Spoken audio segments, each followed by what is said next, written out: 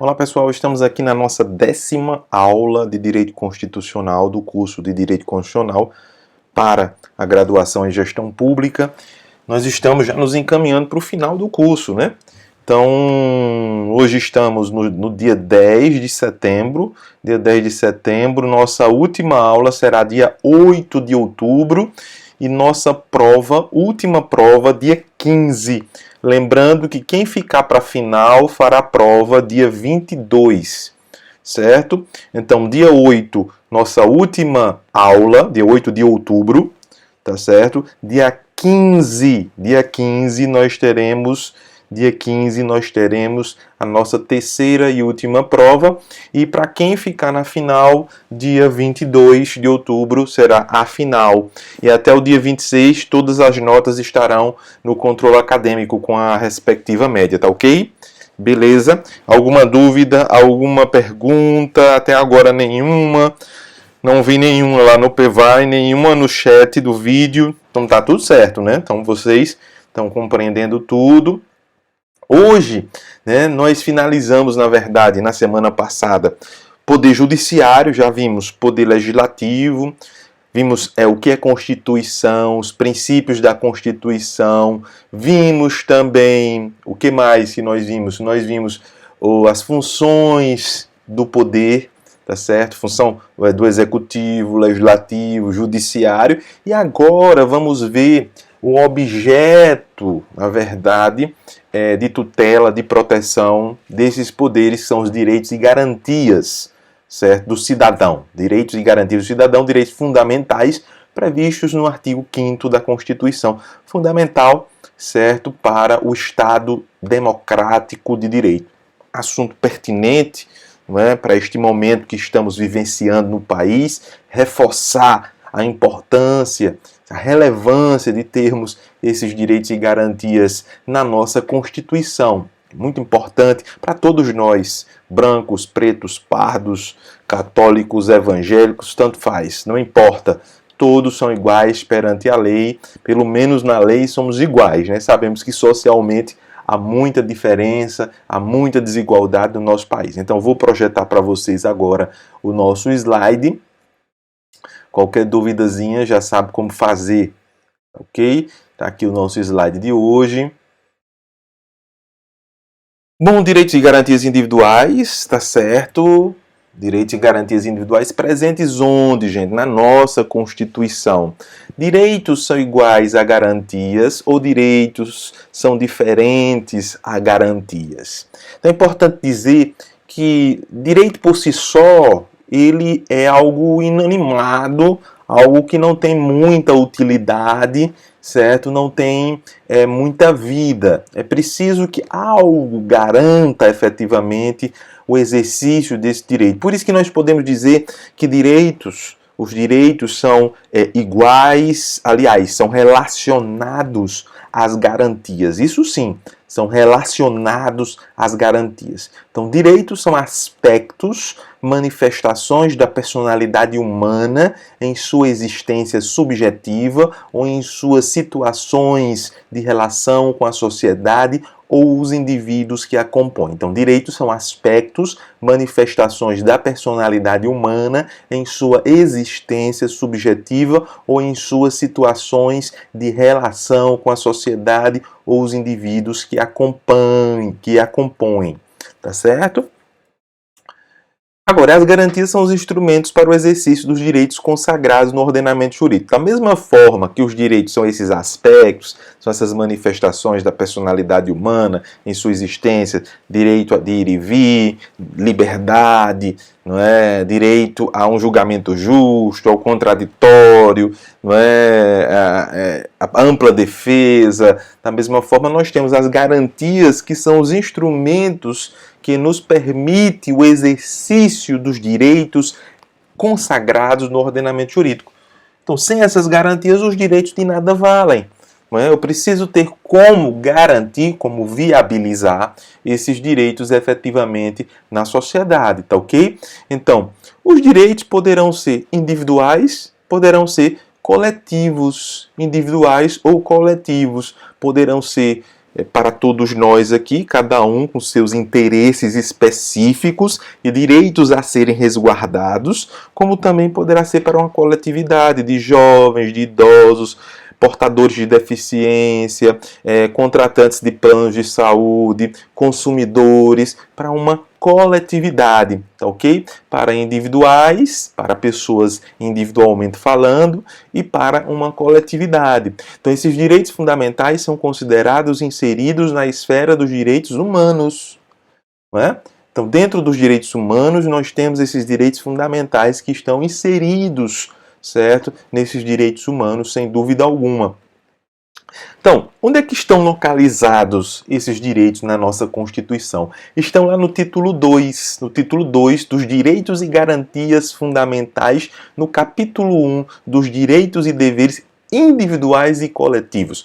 Veja que o título que está no título 2 é dos Direitos e Garantias Fundamentais, inseridos no rol de direitos humanos, capítulo 1 dos Direitos e Deveres Individuais e Coletivos. Logo no texto do artigo 5º da nossa Constituição, nós temos que todos são iguais perante a lei. Todos. Não existe restrição, são todos. Não há interpretação restritiva aí. É uma interpretação amplíssima, tá ok?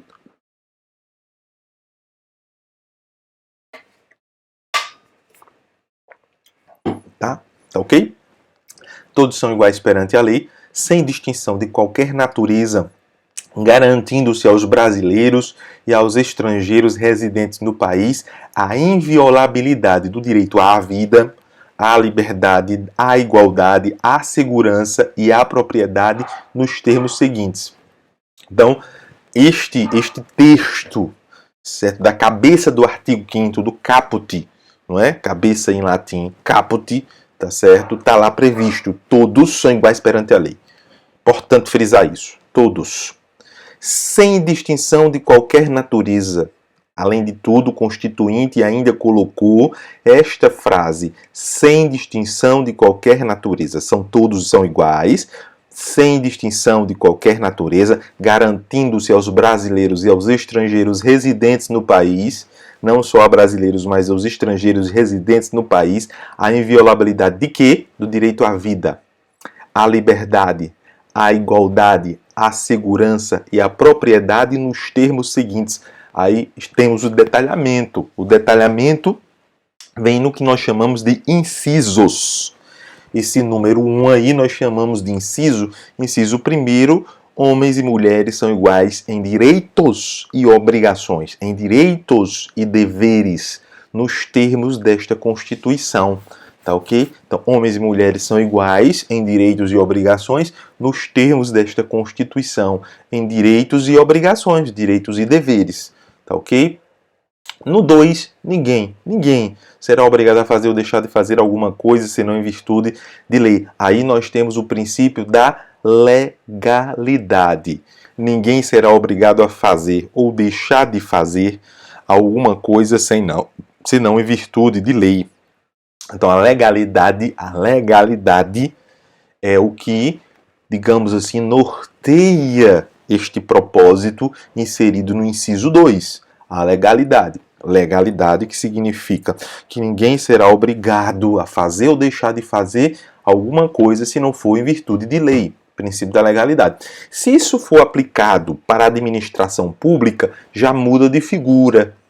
Eu só poderei fazer algo que está na lei me permitindo a fazer. Certo? No caso do cidadão comum, a lei não fala nada, eu posso fazer. A lei não proíbe, eu posso fazer. Para fazer, eu não preciso autorização da lei.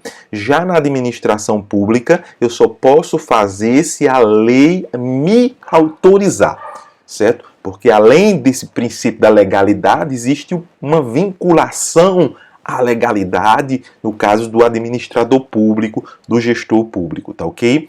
No inciso 3º, ninguém será submetido a tortura, nem a tratamento desumano ou degradante. Isto é um direito fundamental pertinente a todos, que causa aí uma certa confusão, não é? E até mesmo algumas pessoas que são críticas ao garantismo da Constituição.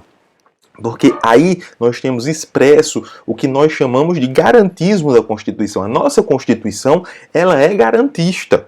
Ela é garantista, ela garante os direitos de qualquer ser humano. A qualidade de ser humano já é o suficiente para nós termos e nós sermos beneficiários desses direitos fundamentais, inclusive aqueles que estão presos. Então, esse inciso terceiro é aplicado também àqueles que estão presos. Ninguém será submetido à tortura, nem a tratamento desumano ou degradante. Portanto, não é permitido no Brasil, por exemplo, a pena máxima, a prisão perpétua, a cadeira elétrica, a injeção letal, a pena de morte. A pena de morte nem a prisão perpétua são permitidos no Brasil, porque está lá no inciso 3º do artigo 5º esta locução, esta frase, muito claramente dizendo que ninguém será submetido à tortura, nem a tratamento desumano ou degradante.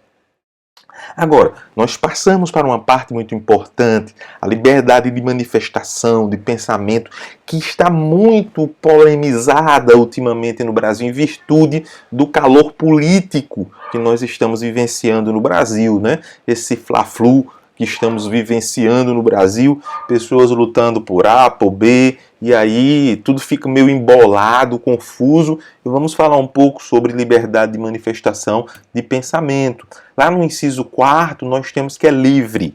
É livre a manifestação do pensamento, sendo vedado o anonimato. Veja, essa é a regra geral. Esta é a regra geral. É livre a manifestação do pensamento, sendo proibido o anonimato, ou seja, você se expressar, dar sua opinião de forma anônima, escondida. Isso é proibido, certo? Você tem que também dar a cara a tapa, né? Dizer, olha, sou eu que estou falando, acredito que é assim, dessa forma, né? Mas no 5º, nós temos o seguinte, no inciso 5º, é assegurado o direito de resposta, proporcional ao agravo, além da indenização por dano material, moral ou à imagem.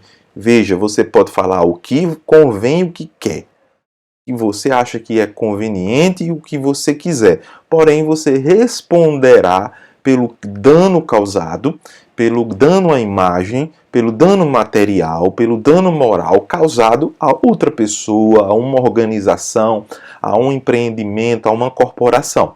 Então, é assegurado o direito de resposta proporcional ao agravo, além da indenização por dano material, moral ou à imagem. Veja que tudo bem. Você tem liberdade, está lá, é livre a manifestação do pensamento, sendo vedado o anonimato, proibido que você não se identifique. Mas, ao mesmo tempo, você também responderá pelo que diz, pelo que fala, pelo que faz, tá ok? Então, dentro dessa liberdade de expressão, também temos a liberdade de consciência, crença e culto.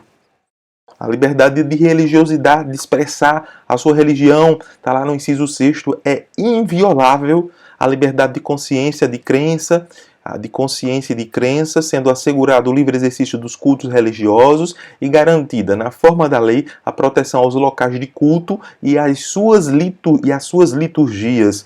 Nós vivemos num país democrático e por vivermos num país democrático, certo? Qualquer pessoa é dada a qualquer pessoa o direito de professar a sua fé, certo? A sua religiosidade. Que maravilha! Isso é muito bom. Não é ruim é viver no Afeganistão, né? Onde você só tem direito a seguir a Sharia. Né? Se seguir o cristianismo, você pode ser até morto, se for visto segurando uma Bíblia, ou se sua Bíblia estiver no iPhone, estiver lá no seu celular, você pode ser morto. Né? Pode ser aplicada essa pena capital. É um absurdo isso em pleno século XXI. Mas existe. Né? Não só lá, mas no Iêmen, em alguns países da África, certo? As pessoas são perseguidas meramente por portarem uma Bíblia, ou abrirem uma Bíblia, ou lerem uma Bíblia. Então, é inviolável a liberdade de consciência e de crença, sendo assegurado o livre exercício dos cultos religiosos e garantida, na forma da lei, a proteção aos locais de culto e às suas liturgias. Por isso que eu não entendo aquelas pessoas que querem acabar com a Constituição, que acham que a Constituição é algo opressor, opressivo. Não, de forma alguma. A Constituição liberta e nos garante essa liberdade, sem dúvida alguma. Muito importante a Constituição, por mais defeitos que ela possua e principalmente por serem defeitos muito mais de aplicação, não é nem responsabilidade da Constituição, responsabilidade dos aplicadores.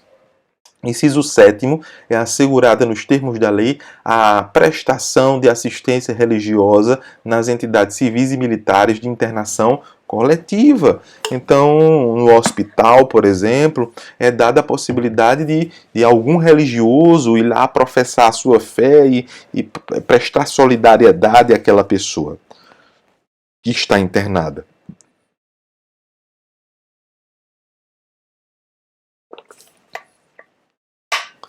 Então, é assegurada, nos termos da lei, a prestação de assistência religiosa das entidades civis e militares de internação coletiva. É assegurada, nos termos da lei, a prestação de assistência religiosa das entidades civis e militares de internação coletiva. Inciso 8º, ninguém será privado de direitos por motivo de crença religiosa ou de convicção filosófica ou política, salvo se as invocar para eximir-se de obrigação legal a todos, imposta a recusar-se, certo, a cumprir prestação alternativa fixada em lei. Vamos lá. No inciso 8º, ninguém será privado de direitos por motivo de crença religiosa. Ou seja, eu sou testemunha de Jeová, aí por ser testemunha de Jeová não vou poder usufruir de algum direito, ou de convicção filosófica ou política, salvo se as invocar, para eximir-se de obrigação legal a todos imposta e recusar-se a cumprir prestação alternativa fixada em lei. Por exemplo, eu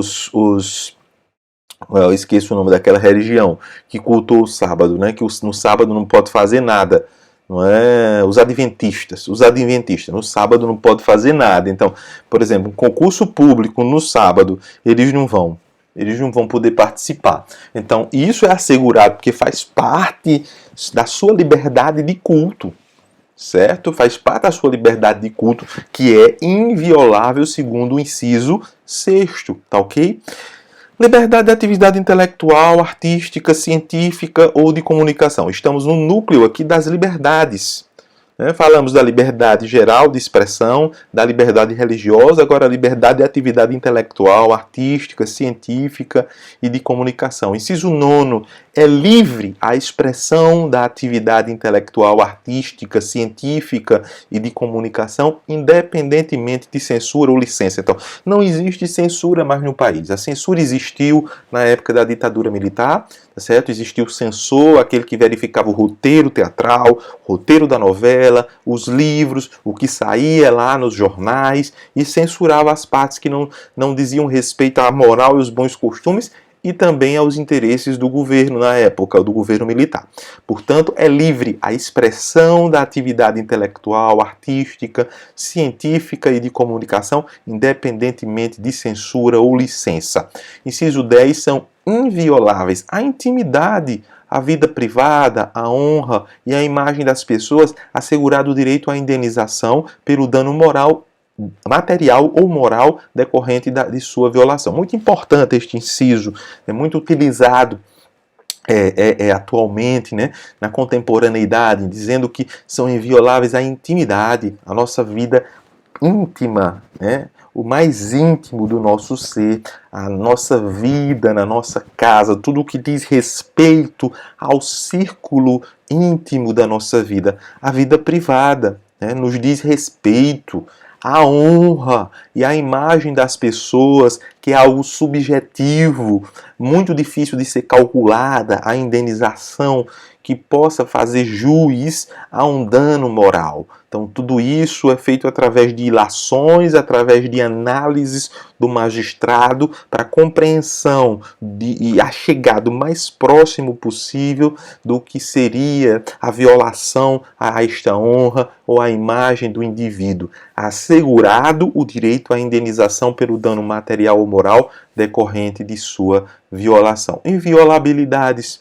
Primeiro, inciso 11, a casa é asilo inviolável. Saímos do núcleo das liberdades, vamos para as inviolabilidades. No inciso 11, nós temos que a casa é inviolável. É asilo inviolável do indivíduo, O que é que significa isso? É o mais importante recôndito do meu ser. É lá que eu exerço minhas atividades, exerço minha liberdade. É o cantinho que é meu efetivamente, ninguém nela podendo penetrar, sem consentimento do morador. Então, o morador, o dono da casa, é quem vai consentir ou não a entrada de alguém. Salvo em caso de flagrante delito, ou seja, está sendo praticado naquele momento um crime, ou desastre, desabamento, incêndio, inundação, tá certo? Ou para prestar socorro ou durante o dia por determinação judicial. Portanto, a casa é asilo inviolável do indivíduo, ninguém nela podendo penetrar sem consentimento do morador, salvo em caso de flagrante delito ou desastre, ou para prestar socorro ou durante o dia por determinação judicial, tá ok? Então a casa ela é inviolável. Pode entrar com mandado? Mandado pode, certo? Pode ser cumprido a qualquer momento? Não pode ser cumprido à noite, só durante o dia, durante a luz do sol, tá certo? Nasceu o sol, pode ser cumprido o mandado. Em flagrante delito pode ser invadido sim, incêndio, inundação, qualquer tipo de desastre que aconteça, tá ok? Inciso 12 é inviolável. É inviolável o sigilo da correspondência e das comunicações telegráficas, de dados e das comunicações telefônicas, salvo no último caso, por ordem judicial, nas hipóteses e na forma que a lei estabelecer para fins de investigação criminal ou instrução processual penal. Então, esse inciso é muito importante, muito utilizado hoje, não é? Quando se fala de CPI da vacina e outras CPIs que aconteceram no Brasil, fala-se muito em quebra de sigilo telefônico. Lembrando que esta Constituição, este texto é de 1988, quando a carta era uma realidade. A carta era uma realidade. A comunicação que se realizava era através de carta. Não é inviolável o sigilo da correspondência. Então, hoje não é mais carta, hoje são os e-mails, é o WhatsApp, é o direct do Instagram. Então, tudo isso substituiu a carta, a correspondência de papel. Então, aquela correspondência de papel que não existe mais foi substituída por meios virtuais, meios digitais, que também fazem vezes de carta, de correspondência. Então, é inviolável o sigilo da correspondência e das comunicações telegráficas, que também não existem mais. Então agora nem fax se utiliza mais, é tudo e-mail. E-mail, WhatsApp, Instagram, direct do Instagram, Messenger e Telegram, por aí vai. De dados e das comunicações telefônicas, salvo no último caso por ordem judicial, nas hipóteses e na forma que a lei estabelecer para fins de investigação criminal. Quando é que eu posso violar o sigilo dessas comunicações? Na hipótese de investigação criminal ou instrução processual penal. Certo?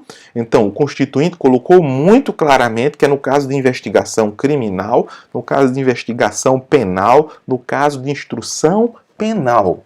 Ponto. Essa é a questão. Inciso 13. É livre o exercício de qualquer trabalho, ofício ou profissão, atendidas às qualificações profissionais que a lei estabelecer. Liberdade de profissão.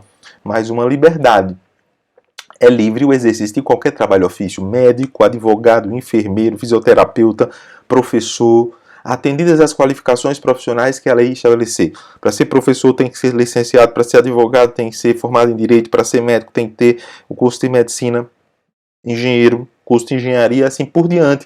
É o que a lei estabelece, que requisitos você tem que ter para poder exercer livremente aquela profissão.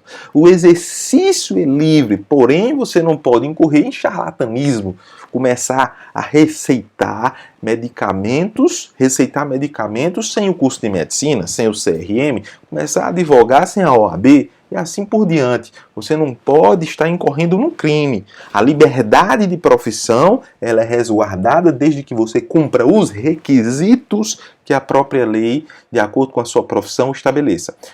Outra liberdade, liberdade de informação. No inciso 14, é assegurado a todos o acesso à informação e resguardado o sigilo da fonte quando necessário ao exercício profissional. Então, assim, eu não posso obrigar, por exemplo, o psicólogo dizer o que ele ouve no divã, certo? O que ele ouve lá das pessoas. Eu não posso, de forma alguma. É sigilo profissional. Ao advogado também é a mesma coisa, ao médico também é a mesma coisa. Tá certo? É assegurar a todos o acesso à informação e resguardado o sigilo da fonte quando necessário ao exercício profissional. Jornalista, por exemplo, que tem muitas fontes para conseguir as informações necessárias para o desenvolvimento das suas atividades, também, tá certo?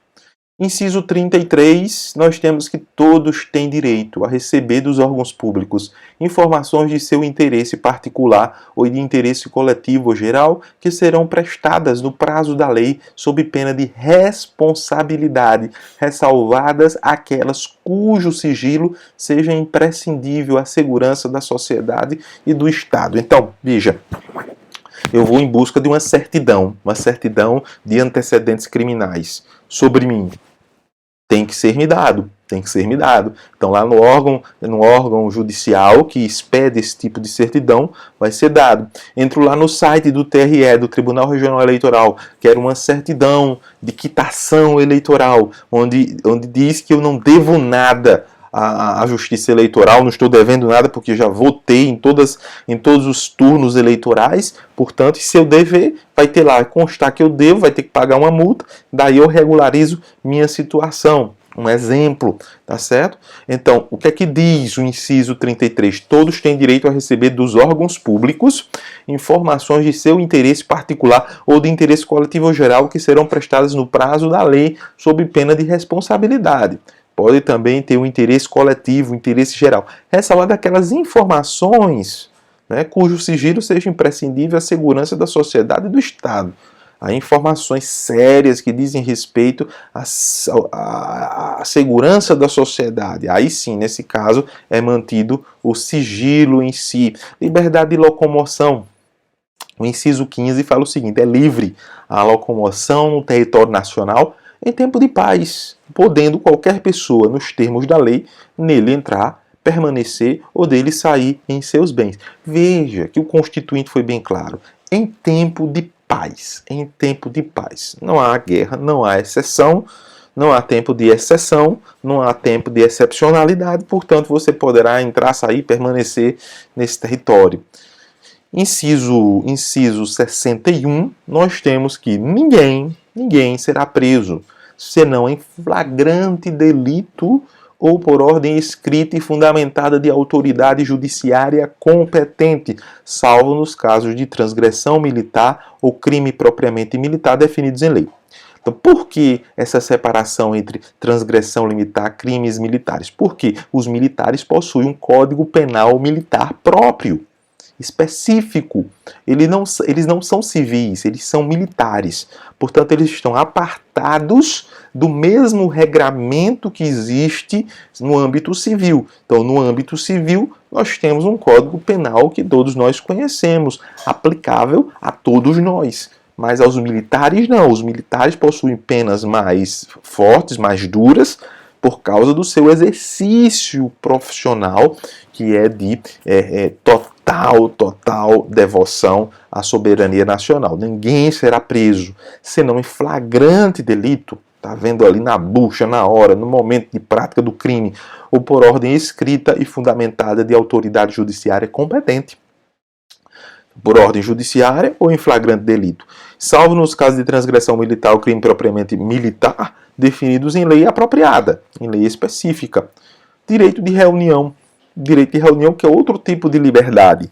Né? Outro tipo de liberdade no inciso 16, nós temos que todos podem reunir-se pacificamente. Veja bem, é uma coisa que a gente tá vendo por aí. É preciso entender isso. Todos podem reunir-se pacificamente, sem armas, em locais abertos ao público, independentemente de autorização, desde que não frustrem outra reunião anteriormente convocada para o mesmo local. Então, tem duas reuniões para o mesmo dia, mesmo local. Então, quem foi que pediu primeiro? tal reunião, então aquela outra vai ter que ser ou desmarcada ou vai para outro local, para não se chocarem, sendo apenas exigido prévio aviso à autoridade competente. Aí você não está pedindo autorização, você está só comunicando a polícia militar, a polícia de trânsito, certo? Demonstrando que vai ter aquela manifestação para que o policiamento se organize as vias públicas, organize o trânsito. Então não está sendo proibido e nem você está pedindo autorização efetivamente. Então o inciso 16 é muito claro. Todos podem reunir-se, desde que pacificamente, sem armas, em locais abertos ao público, independentemente de autorização, desde que não frustrem ou atrapalhem outra reunião anteriormente convocada para o mesmo local, sendo apenas exigido prévio aviso à autoridade competente. É prévio aviso, não é autorização, é prévio aviso.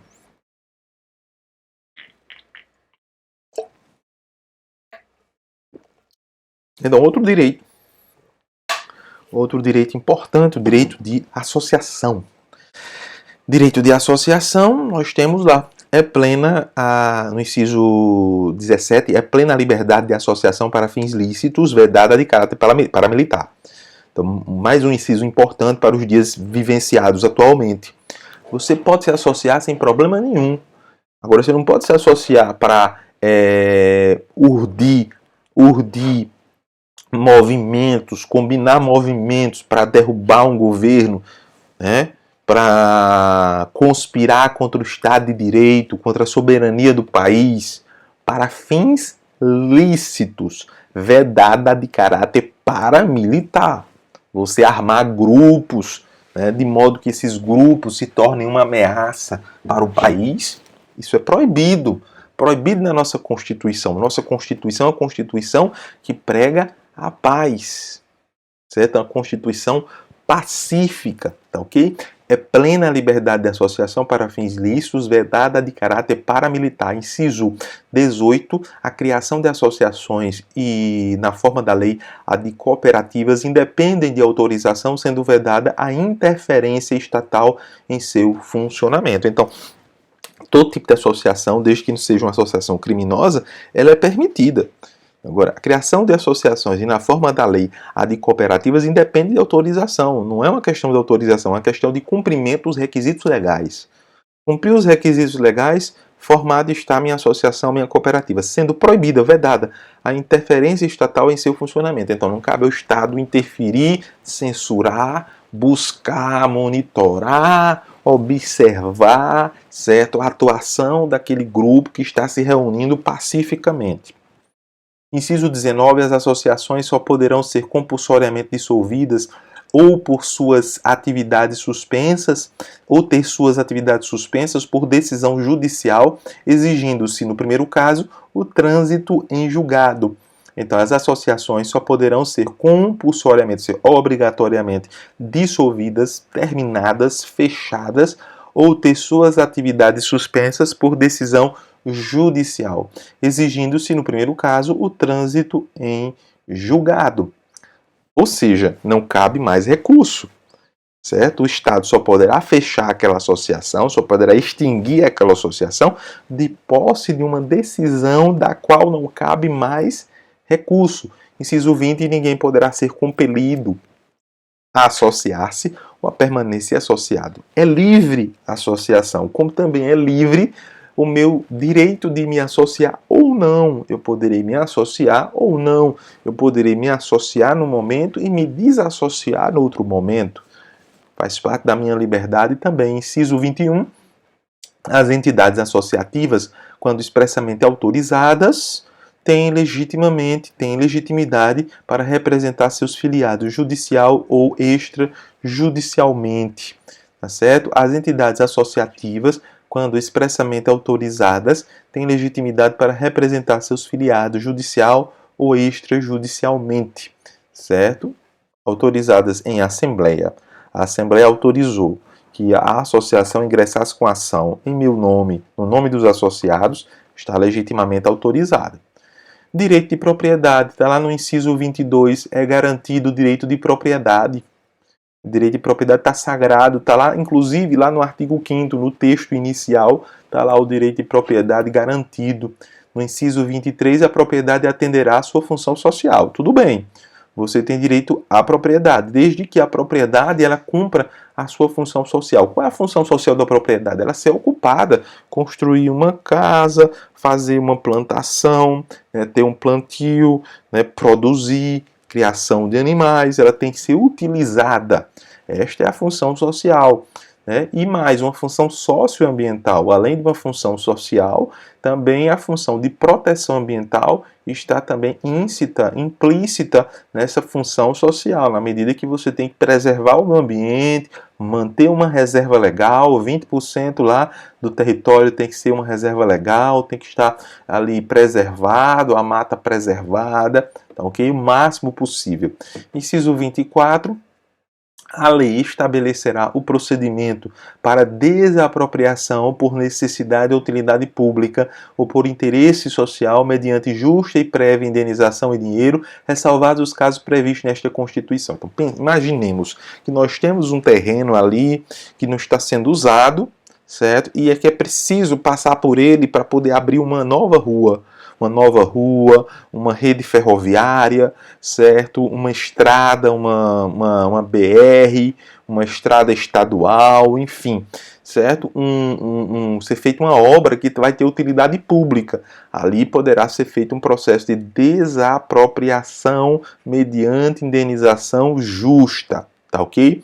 Então, a lei estabelecerá o procedimento para desapropriação por necessidade ou utilidade pública ou por interesse social mediante justa e prévia indenização em dinheiro, ressalvados os casos previstos nesta Constituição. Inciso 25. No caso de iminente perigo público, a autoridade competente poderá usar a propriedade particular assegurada ao proprietário indenização ulterior se houver dano. Por exemplo, sua casa está próximo a um presídio, certo? Há uma fuga nesse presídio, certo? Há uma suspeita que os indivíduos que fugaram desse presídio estão na sua casa, certo? E aí, ou então a sua casa é estratégica para os policiais ficarem ali aguardando ali na espreita para pegar alguns bandidos que fugaram daquele presídio. Então pode usar a sua propriedade, desde que depois, havendo algum dano, certo, você seja indenizado, seja recuperada a sua propriedade conforme o dano que foi causado. Inciso 26, a pequena propriedade rural, assim definida em lei, desde que trabalhada pela família, não será objeto de penhora para pagamento de débitos decorrentes de sua atividade produtiva, dispondo a lei sobre os meios de financiar o seu desenvolvimento. Então, o que é penhora, gente? Penhora é quando você deve algo e aí você não tem recursos ali em espécie para pagar, você não paga e aí o juiz determina a penhora de um bem seu, tá certo? No caso, a Constituição está excepcionalizando aí a penhora sobre pequenas propriedades rurais trabalhadas pela família, ou seja, pequenas propriedades rurais que sejam efetivamente para a manutenção daquela família. Então, a pequena propriedade rural, assim definida em lei, desde que trabalhada pela família, não será objeto de penhora para pagamento de débitos decorrentes de sua atividade produtiva, dispondo a lei sobre os meios de financiar o seu desenvolvimento. Então, é isso. Eu tenho uma pequena propriedade, uso aquela propriedade para a manutenção da minha família, então aquela minha propriedade familiar não será penhorada por dívida. O direito de herança, gente, o direito de herança, é garantido o direito de herança. Então, o sistema de herança no Brasil, ele é baseado no direito de hereditariedade. Então, os filhos têm prioridade. Em havendo filhos, os filhos têm prioridade. O inciso 31 fala que a sucessão de bens estrangeiros situados no país será regulada pela lei brasileira em benefício do cônjuge ou dos filhos brasileiros, sempre que não lhe seja mais favorável a lei pessoal do de cujus. Então imagina, o cara que morreu, ele não mora no Brasil, mas tem bens no Brasil, tá certo? E aí você tem duas situações. Você tem o cara que é estrangeiro, que tem bens no Brasil, bens fora do Brasil, qual lei seria mais benéfica para os que ficaram como herdeiros? A lei brasileira ou a lei estrangeira? Aí isso o juiz vai decidir.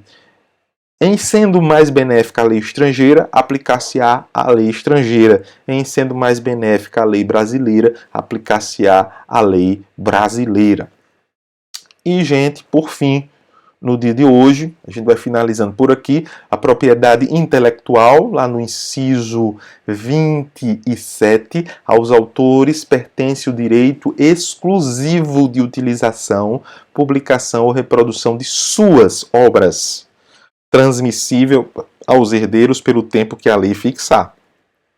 Estou falando de propriedade intelectual. Se eu estou falando de propriedade intelectual, eu estou falando de propriedade de bens intangíveis.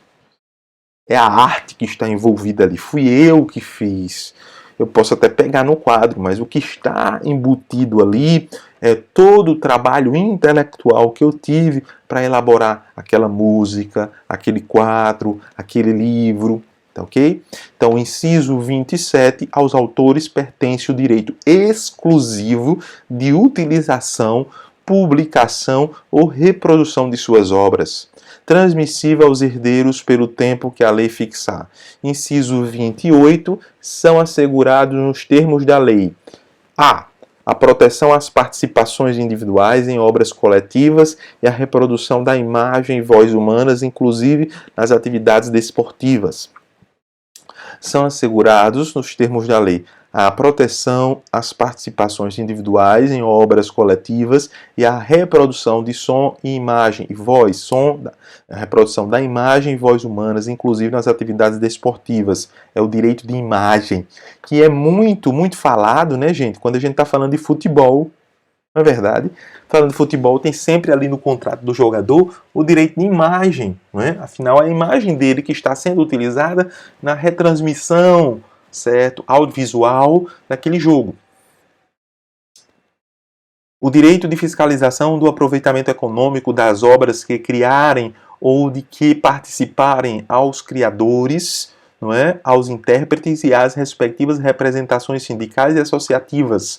O direito de fiscalização do aproveitamento econômico das obras que criarem ou de que participarem aos criadores, aos intérpretes, às respectivas representações sindicais e associativas. Então, cada categoria tem sua entidade que vai fiscalizar o uso dessas obras, certo? E o pagamento dos direitos autorais. Inciso 29, a lei assegurará aos autores de inventos industriais privilégio temporário para sua utilização, bem como proteção às criações industriais, à propriedade das marcas, aos nomes de empresas e a outros signos distintivos, tendo em vista o interesse social e o desenvolvimento tecnológico e econômico do país. Propriedade de inventos, sobre inventos, criações, não é? Inovação tecnológica, não é? A chamada patente que é retirada, depois o direito efetivo, a certidão, o certificado de patente, que terá um tempo específico. Né? Aqui está dito no inciso 29, a lei assegurará aos autores de inventos industriais privilégio temporário, não é um privilégio ad eterno, de 25 anos, de 30 anos, mas é um tempo só específico, depois, certo, é de uso de todos, ok? Enquanto tiver aquele tempo, aí a responsabilidade, a propriedade é da pessoa que tirou aquela patente especificamente, tá certo? Isso é regulado pelo Instituto Nacional de Propriedade, certo, Industrial, o INPE. Bom, vamos parar por aqui hoje, são muitas informações.